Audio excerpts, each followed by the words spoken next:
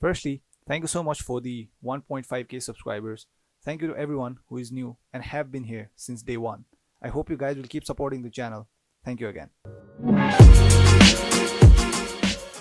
So, this was one of the video that was requested. This is the wildcard video for game week 18. So we do know that game week 18 is a blank game week and game week 19 is a double game week. So the team that I've formed here is kind of made for both of that, right? For game week 18 blank and game week 19 blank. I have 11 players that play in the game week 18 and still have all the players that if you want to bench boost in game week 19 you can still do that. So yeah, I've made this team thinking about bench boosting in 19 and still have 11 players that play in game week 18. I think it's a very popular opinion that to use bench boost after your wildcard, right? I think that is one of the best time to use it, and I have kind of made the team surrounded by that kind of mentality. So yeah, as I said, there'll still be very good 11 players that will play in game week 18 and still be able to have a bench boost team for 19. I'll try and make this video as short as possible and still give out all the information. So yeah, I'll just start justifying my picks. So firstly, my main two selections, those are obvious premiums, that are De Bruyne and Fernandes. So I don't think there's any explanation needed for those two players. I don't know if there will be any kind of injury or coronavirus test after the midweek game, right? But until now, I still do think De Bruyne and Fernandes are kind of obvious picks and they don't need much of an explanation. So yeah, so I mean De Bruyne and Fernandes, you could have Salah, but still it would be kind of difficult to build a team for bench boost for game week 19 if you have De Bruyne, Fernandes and Salah in a single team. It just kind of looks impossible. So I did try that. I could not do that. So yeah, one of the disadvantage of this team that I've built is I don't have Salah in this. So but one thing you could do is you still could have Salah back, because there will be one transfer for game week 19 and you will have two transfer. If you don't use any transfer in game week 19, you will have two transfer in game week 20. So yeah, you could use that free transfer to get Salah back, but the team that I've made here is without Salah. So yeah, moving on from the obvious premiums, another player that we kind of were talking about in the live stream was a player who plays in the blank game week in 18 and still plays two games in game week 19, double game week, right? So I think when we look for those kind of player, we only found Aston Villa players. So I think Grealish is an obvious pick, right? But Grealish is on 4 yellow cards, so if he gets one more yellow card, he won't be playing one game in the double game week. So I think El Ghazi must be one of those safer picks. So I went for El Ghazi because he's also cheap and it does not look like Barkley will replace him anytime soon. So yeah, El Ghazi is one of those players who plays in game week 18 and still plays two games in game week 19. So that is one of the reason I have El Ghazi there, and his price is also kind of fine, not too much, not too less, so he can easily be removed once the double game weeks are finished. So I think El Ghazi could be one of your budget player, right? That will help you a lot in these upcoming 2 game weeks. Now moving on to some debatable premium options are Rashford, Son and Wan-Bissaka. Now there's a lot of comparison between Wan-Bissaka or Maguire or Rashford or Martial, Son and Kane, and like it's kind of difficult to differentiate between them, right? But I think between Son and Kane, I don't see much of a difference. But yes, Kane is on penalties, but still Son is the midfielder with most FPL points this season. So you can't like differentiate too much there. So I've gone Son in my team for now, but I do still think you need at least one Spurs asset, at least Son or Kane. If you don't have them, I think it will kind of hurt your team. So I have Son for the Spurs coverage there, and still they have a pretty good, decent, double game week match against Sheffield. So I don't think that's the worst thing that can happen. And about Rashford, so I still think that Rashford is more nailed on than Martial, because once Cavani returns, I'm not sure if Martial is gonna start both of the double game week games. So that is one of my worry with Martial. He is cheap, right? But still, it feels like everything that happens for Man United, it goes to Rashford and Fernandes in that team. So I still think Rashford is way more a better pick than Martial. So I have Rashford there for that reason. And about Wan-Bissaka and Maguire. So I was looking through the stats, right? And I was just surprised by how many shots that Maguire has than Wan-Bissaka. Like it was like 5 times, 4 times, 5 times, 6 times more than Wan-Bissaka. So according to the aerial threat also, Maguire is good, and the number of crosses, although Wan-Bissaka has more number of crosses, still it's not massively huge, you know. It's just he has more crosses than Maguire, but still it's not too much. So yeah, I wouldn't argue too much when it comes to Wan-Bissaka and Maguire, but still I do prefer fullbacks over center backs, right? And if you want to save some money and still have the Man United coverage, right, you could just scrap Wan-Bissaka and Maguire from your team and just go for Bailey. Now Lindelof might be a problem for Bailey, right? But still Bailey has been doing good for last two game weeks. So yeah, I don't see problem having Bailey also if he keeps playing, right? We'll see what happens in the midweek. He is also kind of an injury prone player, but still if you want to go for Wan-Bissaka or Maguire, just go for it. I don't see a lot of problem. Or you could also go for Bailey if he keeps his place against Lindelof. Now moving on to the defense. So I think the best defense for double game week is for West Ham United, and I don't think it's just for me, it's for most of the managers.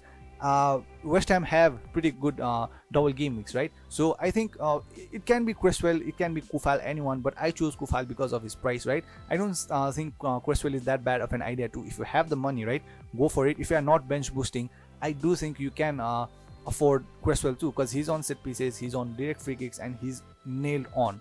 So yeah, if you don't want to bench boost after wildcarding, right, I think you can have Cresswell there. You can have the budget for him. But as I said, this team is for wildcard and I mean for blank game weeks in double game week and still bench boost, right, in the double game week. So yeah, that is the thing about this team. So yeah, Kufal is there for the budget and still he has a good fixture. And although he does not play the blank game week, I have two other defenders who play in the blank game week, and those are Cancelo and Diaz. Now Diaz looks super nailed on. I don't think you need to worry a lot about him, so I'm not going to talk a lot about him.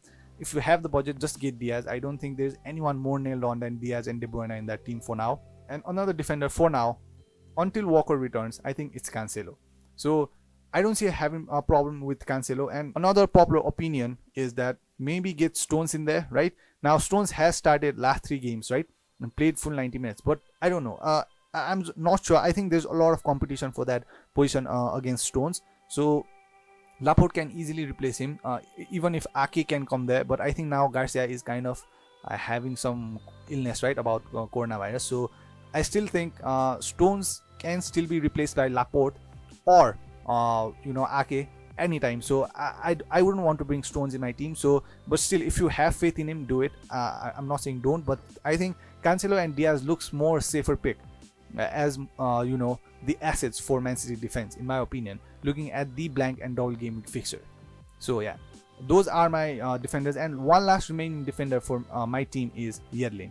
Now the thing about Yedlin is he plays Sheffield in the blank game week, so that does kind of help to manage the budget also. He's just 4.3 and he's nailed on, so he's just there for the budget. Yeah, he's not the most exciting player, but still he does help you get some point in the blank game week. So that is all I think. So if you think that Darlow is good enough for game week 18, right, for that blank game week against Sheffield, why not Yedlin?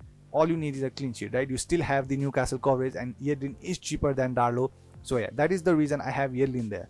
So the defense looks like Cancelo, Wan-Bissaka, Yedlin, Diaz, and Kufal. So Kufal does not play for the a blank game week, but still he does play in the double game week. Now when it comes to goalkeepers, I had Martinez there since like a very long time, so I did not want to play around with him, right? You could go for Leno, maybe Darlow, maybe De Gea if you have the money, if you are free hitting for game week 18, right?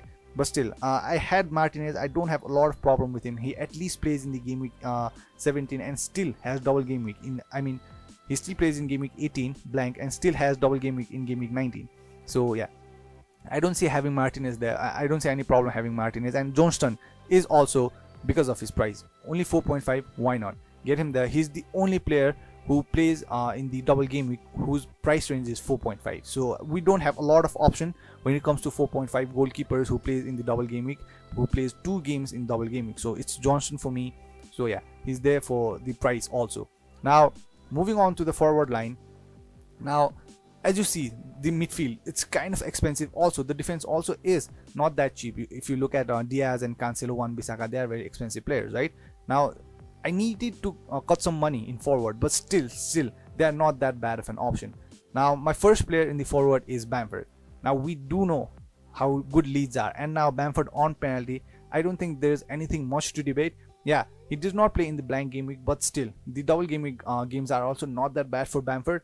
And another player that I went for is Rodrigo. Now Rodrigo is there because of his budget, right? For that kind of price range, there's not a lot of player. Maybe Che Adams was there, but again he has some kind of injury now, right? Let's see what happens until the deadline. Let's see if he returns or something. But Rodrigo also does not seem bad. But one of the problem I have with Rodrigo is he is not playing full 90 minutes. That is the only problem that I have with Rodrigo right now. So if he starts playing 90 minutes, I think Rodrigo Bamford not that bad of an idea. Like if you think Bamford and Rafinha, two of those attackers are good choice, I think Rodrigo and Bamford is also not that bad of an option, right? I'm probably sure a lot of you have Dallas in your team and Rafinha and Bamford, right? Three Leeds player, because there is a reason why we have three Leeds player, because they have been super attacking. Their like concept of playing is like, it does not matter if you concede, but go and score. So yeah, if you want to have Leeds player, it should be attacking in my opinion, not Meslier, not Eiling or Dallas, right? It's not, I'm not saying Dallas is bad, because he does return you attacking points. I personally in my team also have Dallas, right? So I can't complain too much the way that he's playing for that price, just 4.5, right? But Rodrigo, if he plays full 90 minutes, there's no problem with him. Bamford can't complain on penalties. And now last player is Wilson. So Wilson against Sheffield, he does not have double game week, but still he's on penalties and plays in the blank game week. So this is a team, as I said, who the players who play for 18, right? Game week 18, I have 11 of them, and for bench boosting in 19, there are 15 players that play for game week 19. So that is the team that I have made, just so you can bench boost, and it does not look that bad at all. It does not look bad at all.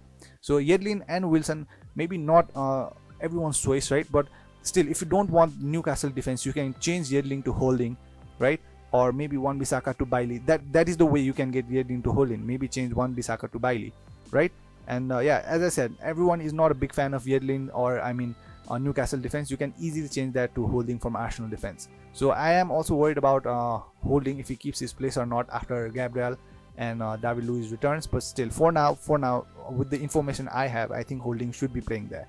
And yeah, I kind of forgot about my budget. So after all this, I have zero budget in my bank. So if I activate right now, I can make this team, or else I can't. So yeah, but I've not thought about using Wildcard yet, or any chip. So I'm still kind of undecided for now. But yeah, for the budget that I have, the budget is on the screen, right? The team budget, I'll write it on the screen. For the budget I have, I can make this team. So yeah, as I said, I don't want to make the video too long. This is what my team looks like, right? Now I'll be coming up with some more videos and some more live streams, but for now this was one of the video requested for the Wildcard team. And thank you so much for the 1.5k subscribers, and if you are new, please subscribe. That will help the channel a lot. Do drop a like to this video if it helped you in any way. And yeah, stay safe, take care, bye bye.